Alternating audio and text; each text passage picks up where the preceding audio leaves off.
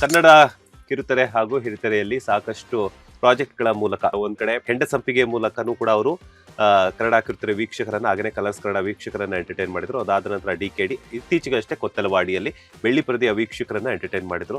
ನಮ್ಮ ಕಾವ್ಯಶೈವ ಅವರನ್ನ ಇಂಟರ್ವ್ಯೂ ಮಾಡಿದಾಗಂತೂ ಅವ್ರು ಹೇಳಿದಂತ ಬ್ಯೂಟಿ ಟಿಪ್ಸ್ಗೆ ಅಪೇಕ್ಷಾ ಅವರು ಫಿದಾ ಆಗ್ಬಿಟ್ಟಿದ್ರು. ಅದೆಲ್ಲ ಫಾಲೋ ಮಾಡಿ ನೋಡಿ, ಇವತ್ತು ಸಖತ್ತು ಬ್ಯೂಟಿಫುಲ್ ಆಗಿ ಕೂತ್ಕೊಂಡಿದ್ದೀನಿ. ಮೇಕಪ್ ಮಾಡ್ಕೊಂಡ್ ಬಂದಿರುತ್ತೆ. ಎಸ್ ಅಫ್ಕೋರ್ಸ್, ಯಾಕಂದ್ರೆ ಅವರು ಎಲ್ಲದ್ರಲ್ಲೂ ಒಂದು ಚಾನ್ಸ್ ತಗೋಬೇಕು ಅಂತ ನೋಡೋಂತ ಪರ್ಸನಾಲಿಟಿ. ರಿಯಾಲಿಟಿ ಫಸ್ಟ್ ಸೀರಿಯಲ್ ಮಾಡಿದ್ರು, ರಿಯಾಲಿಟಿ ಶೋಗ್ ಹೋದ್ರು, ಮೂವಿ ಮಾಡಿದ್ರು. ಈ ತರ ಡಿಫ್ರೆಂಟ್ ಫೀಲ್ಡ್ ಗಳನ್ನ ಎಕ್ಸ್ಪ್ಲೋರ್ ಮಾಡಬೇಕು ಅನ್ನೋ ಒಂದು ಮೈಂಡ್ ಸೆಟ್ ಇಟ್ಕೊಂಡಿರುವಂತಹ ಒಬ್ರು ಆಕ್ಟ್ರೆಸ್.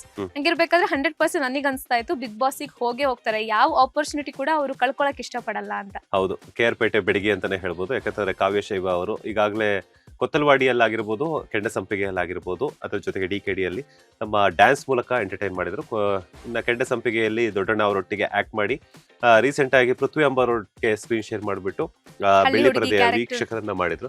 ಸೊ ಈ ಹಳ್ಳಿ ಹುಡುಗಿ ಅದ್ರ ಜೊತೆಗೆ ಸಿಟಿ ಹುಡುಗಿ ಎರಡರನ್ನು ಕೂಡ ಮಾಡರ್ನ್ ಪ್ಲಸ್ ಟ್ರೆಡಿಷನಲ್ ಹುಡುಗಿಯಾಗಿ ತುಂಬಾ ಚೆನ್ನಾಗಿ ಕಾಣಿಸ್ತಾರೆ. So Kothalavadi queen big boss ಮನೆಗೆ ಹೋದ್ಮೇಲೆ ಯಾವ ರೀತಿ ಡ್ಯಾನ್ಸ್ ಮಾಡ್ತಾರಾ, ಡ್ಯಾನ್ಸ್ ಮಾಡಿಸ್ತಾರ, ಎಂಟರ್ಟೈನ್ಮೆಂಟ್ ಪಕ್ಕ ಇದ್ದೇ ಇರುತ್ತೆ. ಟಾಸ್ಕ್ ಗಳು ಯಾವ ರೀತಿ ಆಡ್ತಾರೆ, ಟಾಸ್ಕ್ ಯಾಕಂದ್ರೆ ಟಾಸ್ಕ್ ಆಡೋದ್ರಲ್ಲಿ ಇವ್ರು ಎಕ್ಸ್ಪರ್ಟ್ ಆಗಿರ್ತಾರೆ. ಯಾಕೆ ಹೇಳಿ, ರಿಯಾಲಿಟಿ ಶೋಸ್ ಅಂದ್ರೆ ಡ್ಯಾನ್ಸ್ ಅಲ್ಲಿ ತುಂಬಾ ಸ್ಟ್ರೆಂತ್ ಆಗಿ ಅವ್ರು ಡ್ಯಾನ್ಸ್ ಮಾಡ್ಬೇಕು ಅಂದ್ರೆ ತುಂಬಾ ಸ್ಟ್ರೆಂತ್ ಆಗಿ ವರ್ಕೌಟ್ ಅದು ಇದೆಲ್ಲ ಮಾಡ್ಕೊಂಡಿರ್ತಾರೆ.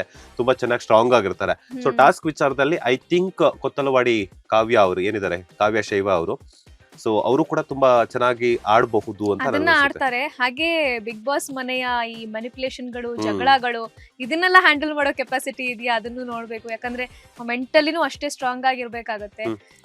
ಸೊ ತುಂಬಾ ಎಮೋಷನಲಿ ಇವರು ವೀಕ್ ಇದ್ರೆ, ಸೆನ್ಸಿಟಿವ್ ಇದ್ರೆ ಅವಾಗ ಸ್ವಲ್ಪ ಕಷ್ಟ ಆಗುತ್ತೆ ಬಿಗ್ ಬಾಸ್ ಮನೇಲಿ ಇರುವಂತದ್ದು.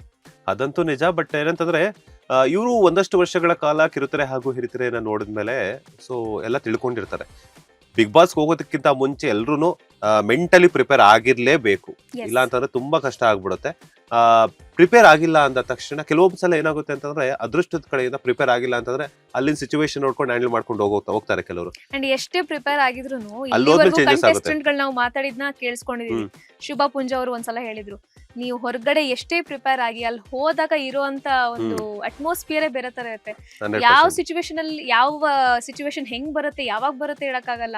ಬಾತ್ರೂಮ್ಗೆ ಹೋಗೋದಕ್ಕೂ ಎಷ್ಟು ಸಲ ಕಿತ್ತಾಡ್ತಾರೆ, ಊಟದ ವಿಷಯದಲ್ಲಿ ಕಿತ್ತಾಡ್ತಾರೆ.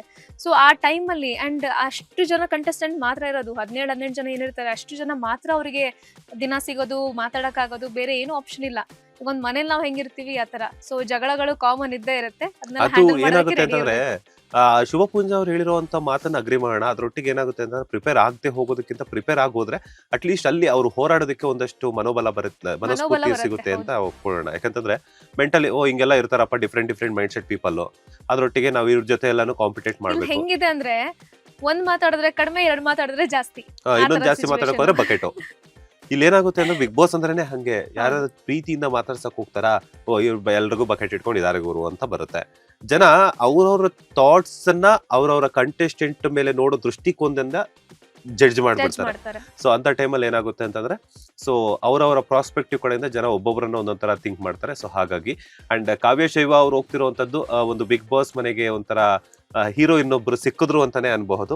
ಯಾಕಂತಂದ್ರೆ ಯಂಗೆಸ್ಟ್ ಹೀರೋಯಿನ್, ಈಗಷ್ಟೇ ಒಂದು ಸಿನಿಮಾವನ್ನ ಮಾಡಿ, ಒಂದು ಸೀರಿಯಲ್, ಒಂದು reality show, dance reality show ಅನ್ನ ಮಾಡಿದಂತವ್ರು. ಸೊ ನೀವ್ ಹೇಳಿದಾಗ್ಲೇನೆ ಸೊ ಬಿಗ್ ಬಾಸ್ ಮನೆ ಒಂದು ಸಿಕ್ಕಿರುವಂತ ಅವಕಾಶವನ್ನು ಯುಟಿಲೈಸ್ ಮಾಡ್ಕೋಬೇಕು ಅನ್ನುವಂಥದ್ದನ್ನ ಅವ್ರು ಯುಟಿಲೈಸ್ ಮಾಡ್ಕೊಂತಿದ್ದಾರೆ. ಅಂಡ್ ತುಂಬಾ ಚೆನ್ನಾಗಿ ಆಡ್ತಾರೆ ಕೂಡ. ಅಂಡ್ ಅದ್ರ ಜೊತೆಗೆ ತುಂಬಾ ಚೆನ್ನಾಗಿ ಡ್ಯಾನ್ಸು ಮಾಡ್ತಾರೆ. ಅಂಡ್ ಅವರು ಬಿಗ್ ಬಾಸ್ ಮನೆಯಲ್ಲಿ ಯಾವ ರೀತಿ ಗೆಲ್ತಾರೆ, ಮೈಂಡ್ ಗೇಮ್ ಆಡ್ತಾರೆ, ಅದ್ರ ಜೊತೆಗೆ ಫಿಸಿಕಲ್ ಗೇಮ್ ಆಡ್ತಾರೆ. ಸೊ ಅಲ್ಲಿ ಇರುವಂತಹ ಜನರ ಮನಸ್ಸನ್ನ ಗೆಲ್ತಾರ, ಏನು ಹೆಂಗೆ ಅನ್ನುವಂಥದ್ದು. ಕಾವ್ಯ ಶೈವ ಅವ್ರ ಬಗ್ಗೆ ಇನ್ನೂ ಹೇಳ್ಬೇಕು ಅಂತ ಹೇಳಿದ್ರೆ ತುಂಬಾ ಯಂಗೆಸ್ಟ್ ಲೇಡಿ, ಈ ಏಜ್ ಅಲ್ಲೇನೆ ಒಂದಷ್ಟು ಮಟ್ಟಿಗೆ ಸಾಧನೆಗಳನ್ನ ಮಾಡಿದ್ದಾರೆ. ಅದಲ್ಲದೆ ಯಶ್ ತಾಯಿ ಅವರ ಪ್ರೊಡಕ್ಷನ್ ಅಲ್ಲಿ ಅವ್ರಿಗೊಂದು ಆಪರ್ಚುನಿಟಿ ಸಿಕ್ಕಿದೆ. ಸೊ ಅದ್ ಎಲ್ರಿಗೂ ಸಿಗುವಂತದಲ್ಲ. ಅಂತದ್ರಲ್ಲಿ ಕಾವ್ಯ ಶೈವ ಅವ್ರಿಗೆ ಸಿಕ್ಕಿದೆ ಅಂದ್ರೆ ಅದು ಅವರ ಒಂದು ಇಲ್ಲಿ ತನಕ ಜರ್ನಿ ಏನಿದೆ ಅದ್ರಲ್ಲಿ ಅದೊಂದು ಬಿಗ್ಗೆಸ್ಟ್ ಅಚೀವ್ಮೆಂಟ್ ಅಂತ ಹೇಳ್ಬೋದು.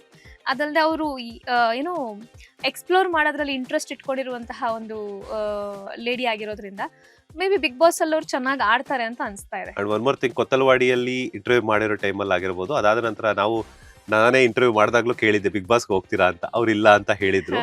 ಯಾಕಂತಂದ್ರೆ ಬಿಗ್ ಬಾಸ್ ರೂಲ್ಸ್ ಪ್ರಕಾರ ಎಲ್ಲೂ ರಿವೀಲ್ ಮಾಡಂಗಿರಲ್ಲ. ಸೊ ಹಾಗಾಗಿ ಸೊ ಅವರು ಅಲ್ಲಿ ಅದನ್ನ ಪಾಲಿಸ್ಕೊಂಡು ಬಂದಿದ್ದಾರೆ. DKD ಅದ್ರ ಜೊತೆ ಕೆಡ್ಡ ಸಂಪಿಗೆ, ಅದ್ರ ಜೊತೆ ಕೊತ್ತಲವಾಡಿ ಮೂಲಕ ಕನ್ನಡ ಕಿರುತೆರೆ ಹಾಗೂ ಹಿರಿತೆರೆ ವೀಕ್ಷಕರನ್ನ ಎಂಟರ್ಟೈನ್ ಮಾಡಿದಂತಹ ಕಾವ್ಯ ಶೈವ ಅವರು ಬಿಗ್ ಬಾಸ್ ಮನೆಯಲ್ಲಿ ಹೆಂಗಿರ್ತಾರೆ ಅನ್ನುವಂಥದ್ದು ಅಂಡ್ ಒಳ್ಳೆದಾಗ್ಲಿ, ಚೆನ್ನಾಗಾಡ್ಲಿ.